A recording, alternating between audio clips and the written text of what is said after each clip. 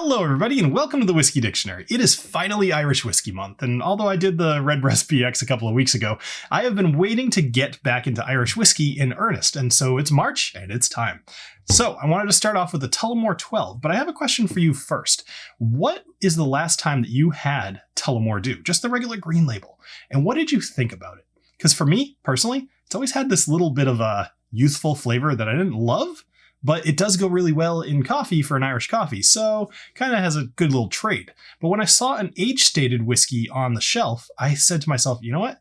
12 years seems pretty good. And knowing that they triple distill it, we'll kind of get into all that. But I had a lot of hope for a 12-year-old, and thankfully, I actually really like this. So, it's been a long time since I've talked about Tullamore, so let me give you a quick little recap of the history. It'll only take a sec. Back in 1829, this guy Michael Mallow, he ended up starting up the Tullamore distillery in Ivali. Sorry, I had to look at the notes because it's not at all how it's spelled. It's spelled like this, and it's pronounced Ivali. Now, I get it. It's Irish. Whatever. So, Ivali, County Ivali.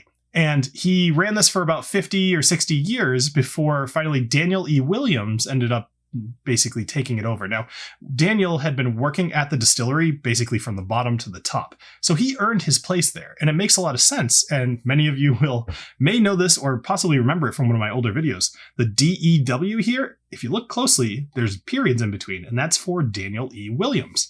So kind of a cool little factoid that I never realized until I learned it. So hopefully that was new to you. Anyway, Daniel ended up running this for a number of years. And in the 50s, Tullamore ended up merging with the New Middleton distillery, or I say merging, basically moving there. And a lot of other Irish whiskies did as well. It was kind of a way to survive against the rise of appreciation of Scotch whiskies, and it's how Irish competed. That's a whole nother story for a whole nother time. But back in 2014, only a few years ago, 8 years ago at this point, they opened up a new distillery, and they opened it back in Tullamore, back in Ivali. So that's kind of cool. It kind of came full circle, and this is some new history, actually, which is pretty neat. You don't see a whole lot of stuff from either Ireland or Scotland that isn't 100 years old. So anyway, that's it for the history of Tullamore, but let's check out some of the metrics around this bottle. The 12-year-old was first released on April 30th of 2012. It's 40% ABV. It's 12 years old. It's been matured in ex-bourbon barrels and finished in ex-Oloroso sherry casks, but we'll talk more about that in a little bit. It's a blend of Irish pot still, malt, and grain whiskeys. It is chill filtered, and its price is about $45. This whiskey is triple distilled, which is exactly what it sounds like. Typical, you will do double distilled, but once you add that third one in, you're trying now to remove more of the harshness from the whiskey. Add that on to putting it into some ex-bourbon barrels, as well as blending three different things. You've got your pot still, you've got your malt, which is most of what this is, and then you add in a little bit of grain as well.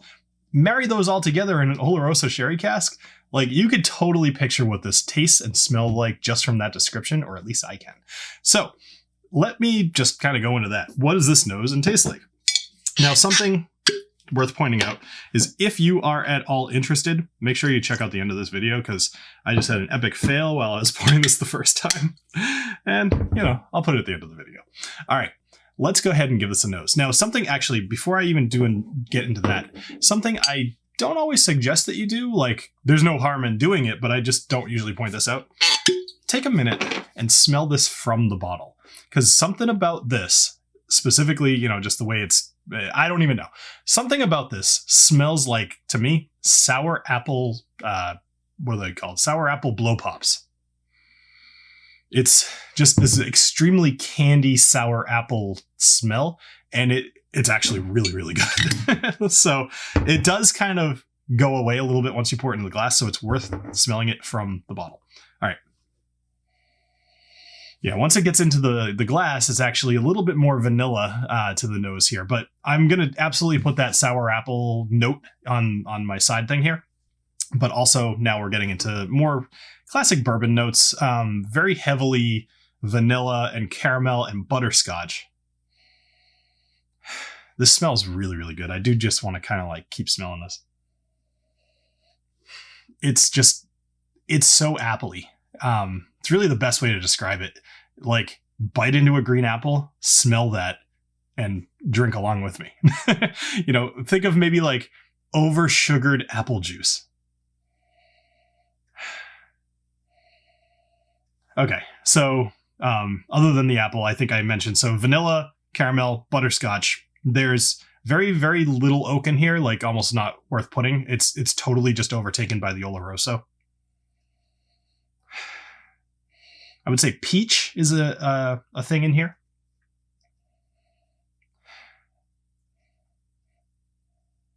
Kind of reminds me, something about this reminds me of, I want to say fruitcake, but I don't know that I've actually ever had a fruitcake. So I must have at some point, but I'm not. This reminds me of like those little candied fruits. I must have had one because I can taste what those taste like. It's almost like candied toast in sugary bread. Maybe a little bit of lemon syrup on top. I don't know what the heck I'm going to write over here for this descriptor, but you know what? I'm getting creative. This is, I'm going to say this is candied fruit bread. Fruit bread? Yeah, fruit something. Fruit cake. That's what I was looking for. Candied fruit cake with lemon drizzle over the top. That's what I'm going. Yeah. All right. Cool. Let's go ahead and drink. Believe it or not, I haven't yet. That description was totally sober. All right. Ooh, delicious. Watered down apple juice is about the only descriptor you need here. As for the mouthfeel, it's very creamy, but there's something developing kind of in the finish here, which actually is reminding me a little bit of that graininess that you get from the regular Tullamore, just far, far more mild.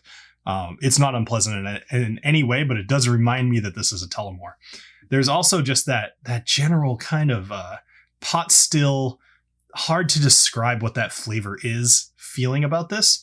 It does not lose the characteristic of pot still whiskey that is part of this. All right. When was the last time you saw me drink 3 times?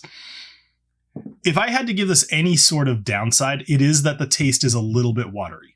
But that's okay, because it's only 40%, and that makes sense. And I am used to drinking higher ABV whiskeys, so I think that might not be as big of a problem for you as it is for me if you're more used to the 40 to low 40s for your whiskeys. And it's really not a problem at all. I phrased that weird. All right, let's go ahead and go overall. Actually, yeah, let's go ahead and go overall. All right. First off, buy this whiskey. I'll just go right out. This gets a buy it. But when I think about Tullamore D.E.W, as I mentioned before, it has that harshness to it. It is a great budget drink, just regular Tullamore D.E.W. So when I did see that they had an aged version of it, I was intrigued. And I'm happy I bought this. This is a great place to start for Irish Whiskey Month, but more so for a $45 price tag.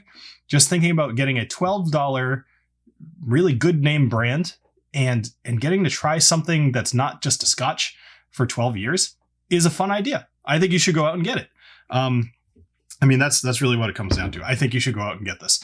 I ended up drinking, it doesn't look like there's that much gone, but you guys know how the neck pour goes. Like you end up having a drink or maybe a drink and a half before you even see the bottom of the liquor through the label.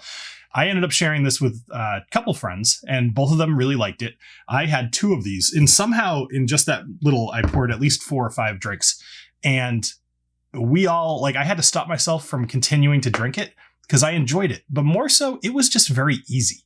I was on vacation last week and I was sitting on the couch and I was drinking this and I was having a good time, which of course can totally adjust how you feel about something. But that was part of it.